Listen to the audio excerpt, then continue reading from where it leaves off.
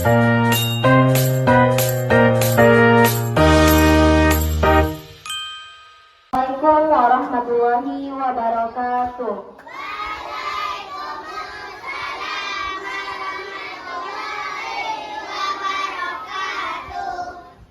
Alhamdulillahirrabbilalamin wa bihi nasta'in ala umrid dunya waddin. Wassalatu wassalamu ala asrafil anbiya'i wal mursalin wa ala alihi wa sahbihi ajma'in, amma ba'du. Puji syukur kita panjatkan kehadirat Allah Subhanahu wa Ta'ala yang telah memberikan kita kesehatan dan kesempatan sehingga kita bisa berkumpul pada pagi hari ini untuk datang ke sekolah mengikuti ujian semester 1. Salawat beserta salam tak lupa kita kirimkan kepada pucuk pimpinan umat manusia yang telah membawa kita dari zaman kebodohan sampai ke zaman yang seperti sekarang ini yang penuh dengan ilmu pengetahuan. Yang terhormat Bapak Kepala SDN 07 Binuang Kampung Dalam, Bapak Ibu Majelis Guru, karyawan-karyawati, yang saya banggakan, rekan-rekan mahasiswa PLK UNP 2025, yang tersayang siswa-siswi kami dari kelas 1 sampai dengan kelas 6. Bangga rasanya bisa berdiri di hadapan para pemimpin di masa depan. Anak-anak yang hebat, Bapak Ibu guru yang luar biasa.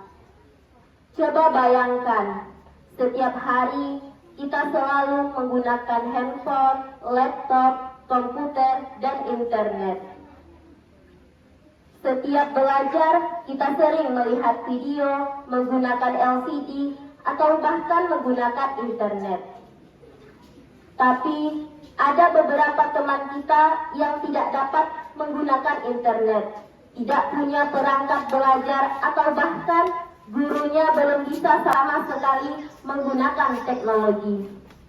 Contohnya saja daerah Pasaman Barat, terkhususnya di kecamatan saya, Gunung Tulen, sebuah kecamatan kecil yang berada di pelosok Pasaman Barat.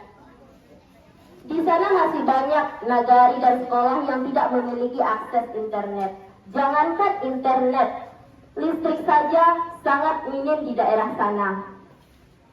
Nah, tentunya dengan kondisi yang seperti ini, tidak akan terlaksana pembelajaran yang menggunakan internet. Inilah yang dimaksud dengan kesenjangan pembelajaran. Isu transformasi digital dan kesenjangan pembelajaran sangatlah penting kita bahas saat sekarang ini, karena ada beberapa hal. Yang pertama yaitu menentukan masa depan. Di masa depan semua pekerjaan membutuhkan yang namanya teknologi digital. Jika kita tidak siap, maka kita akan tertinggal. Yang kedua, berpengaruh terhadap pemerataan pendidikan. Sekolah yang memiliki fasilitas yang lengkap maka akan semakin maju, sedangkan sekolah yang tidak memiliki fasilitas akan semakin tertinggal. Dan yang ketiga, mempengaruhi pada hasil belajar siswa. Seperti yang kita rasakan setelah pandemi, banyak siswa yang tidak bisa membaca, tidak bisa berhitung. Ini disebabkan karena pembelajaran daring yang tidak merata. Dan yang keempat, kurikulum Merdeka membutuhkan guru yang paham dengan teknologi. Karena tanpa teknologi, maka pembelajaran tidak akan berjalan dengan maksimal.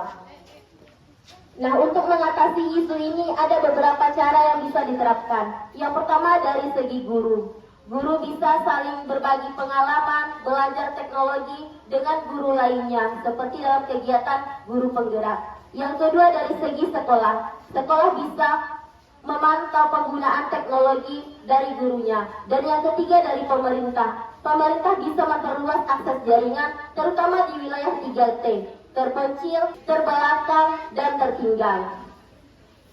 Nah, jika isu ini dapat diselesaikan dalam 5 tahun ke depan, maka Indonesia akan mempunyai siswa dan guru yang siap untuk menghadapi masa depan.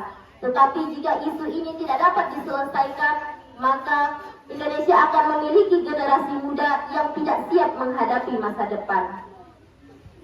Kesimpulannya, teknologi itu sangatlah penting dan bermanfaat, tetapi kita juga harus bisa membuat siswa kita merasa punya kesempatan yang sama dalam belajar. Maka bijaklah menggunakan teknologi, semangat belajar, dan terus menjadi generasi yang siap untuk menghadapi masa depan. Hanya sekian yang dapat saya sampaikan. Saya akhiri dengan salam. Assalamualaikum warahmatullahi wabarakatuh.